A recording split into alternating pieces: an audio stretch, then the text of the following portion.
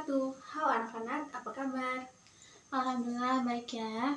Baik, sebelum kita memulai pembelajaran, kita absen terlebih dahulu ya.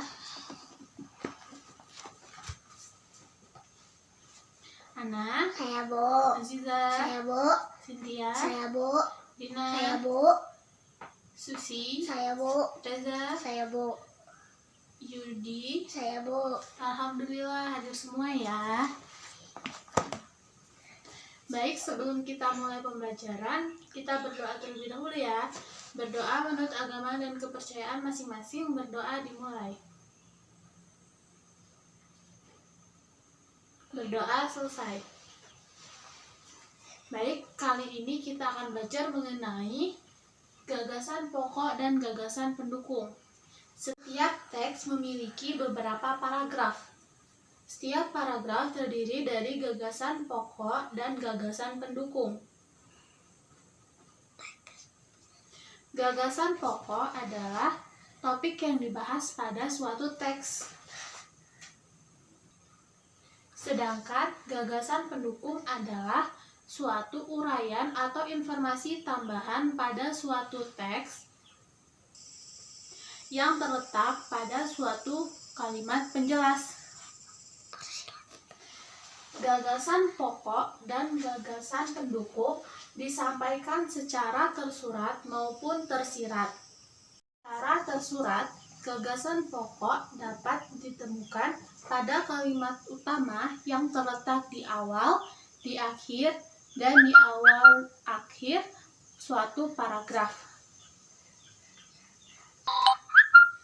Sedangkan secara tersirat, gagasan pokok dapat kita temukan dengan cara membaca seluruh kalimat pada suatu paragraf.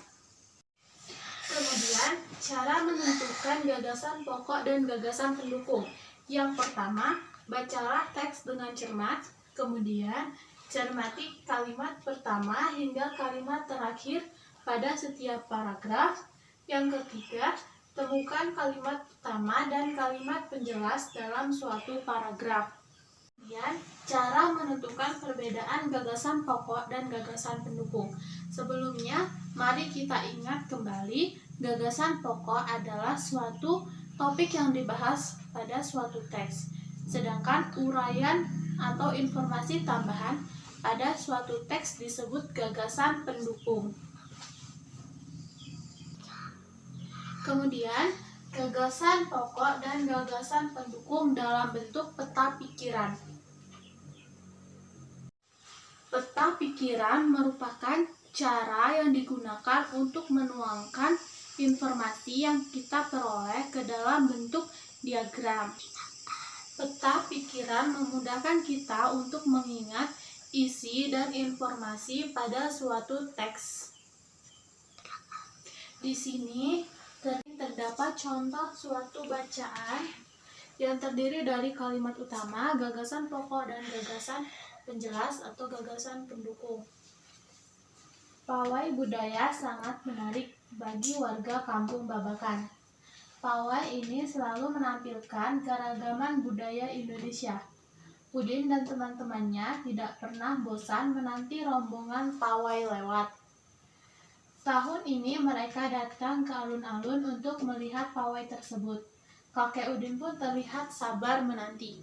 Untuk kalimat utamanya, pawai budaya sangat menarik. Sedangkan gagasan pokoknya, pawai budaya sangat menarik bagi warga kampung Babakan. Untuk kalimat penjelas atau kalimat pendukungnya, pawai ini selalu menampilkan keragaman budaya Indonesia. Udin dan teman-temannya tidak pernah bosan menanti rombongan pawai lewat. Tahun ini mereka datang ke alun-alun untuk melihat pawai tersebut. Kakek Udin pun terlihat sabar menanti. Sekian materi yang dapat saya sampaikan. Semoga dapat bermanfaat. Apabila ada kesalahan, saya mohon maaf. Saya akhiri. Wassalamualaikum warahmatullahi wabarakatuh.